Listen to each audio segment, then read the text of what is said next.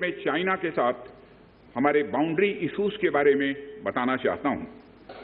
जैसा कि सदन इस बात से अवगत है कि भारत एवं चीन की सीमा का प्रश्न अभी तक अनरिजॉल्व्ड है। भारत और चाइना की बाउंड्री का कस्टमरी और ट्रेडिशनल अलाइनमेंट चाइना नहीं मानता है।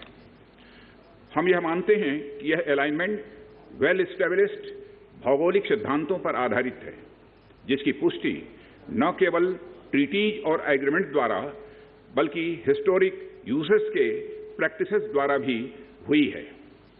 इससे दोनों देश सदियों से अवगत हैं, जबकि चाइना यह मानता है कि बाउंड्री अभी भी औपचारिक रूप से निर्धारित नहीं है। साथ ही चाइना यह भी मानता है कि हिस्टोरिकल ज्यूरिडिक्शन के आधार पर जो ट्रेडिशनल कस्टमरी लाइन है, उसके बारे में दोनों देशों की एक अलग अलग व्याख्या है। दोनों देश 1950 एवं 1960 के दशक में इस पर बातचीत कर रहे थे, परंतु इस पर म्यूचुअली एक्सेप्टेबल समाधान नहीं निकल पाया। जैसा कि यह सदन अच्छी तरह अवगत है कि चाइना भारत की लगभग 38,000 स्क्वायर किलोमीटर भूमि का अनधिकृत कब्जा लद्दाख में किए हुए है। इसके अलावा 1963 में एक तथाकथित बाउंड्री एग्रीमेंट के तहत पाकिस्तान ने पीओके की 5,180 स्क्वायर किलोमीटर भारतीय जमीन अवैध रूप से चाइना को सौंप दी है। चाइना अरुणाचल प्रदेश की सीमा से लगे हुए लगभग 90,000 स्क्वायर किलोमीटर भारतीय क्षेत्र को भी अपना बताता है। अध्यक्ष महोदय, भारत तथा चाइना दोनों ने औपचारिक तौर पर यह माना है कि सीमा का प्रश्न एक जटिल मुद्दा है, जिसके समाधान के लिए पेशेंस की आवश्यकता है तथा इस इशू का फेयर, रीजनेबल और म्यूचुअली एक्सेप्टेबल समाधान शांतिपूर्ण बातचीत के द्वारा निकाला जाना चाहिए। अंतरिम रूप से दोनों पक्षों ने यह मान लिया है कि सीमा पर पीस और ट्रैंक्विलिटी बहाल रखना बाइलेटरल रिलेशंस को बढ़ाने के लिए यह अत्यंत आवश्यक है।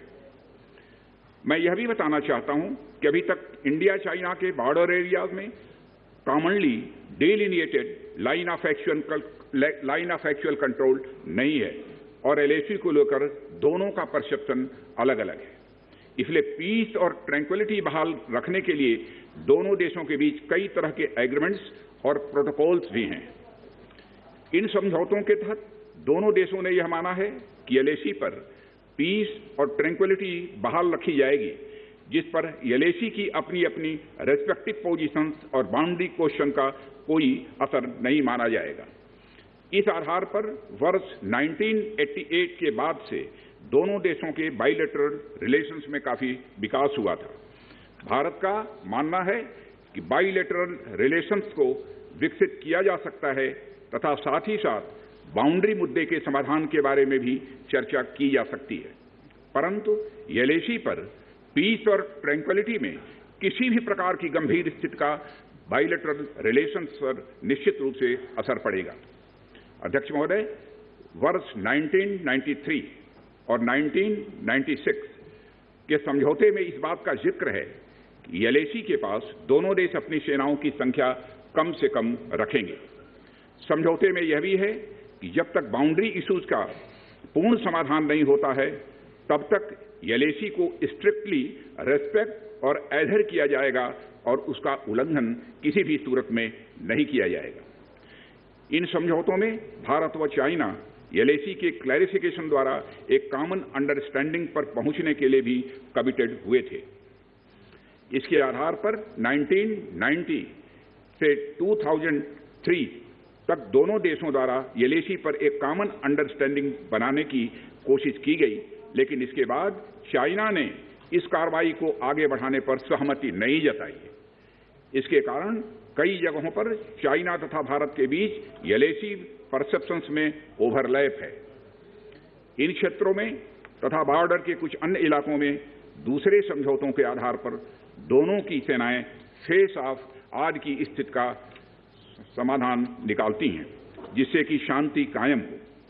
इससे पहले कि मैं सदन को वर्तमान स्थिति के बारे में बताऊं, अध्यक्ष महोदय, मैं यह बताना चाहता हूं कि सरकार की विभिन्न इंटेलिजेंस एजेंसीज के बीच कोऑर्डिनेशन का एक इलेबोरेट और टाइम टेस्टेड मैकेनिज्म है जिसमें सेंट्रल आर्म्ड पुलिस फोर्सेस और तीनों हमारी आर्म्ड फोर्सेस की इंटेलिजेंस एजेंसीज भी शामिल हैं। टेक्निकल और ह्यूमन इंटेलिजेंस को लगातार कोऑर्डिनेटेड तरीके से इकट्ठा किया जाता है तथा आर्म्ड फोर्सेस से उनके डिसीजन मेकिंग के लिए भी शेयर किया जाता है। अध्यक्ष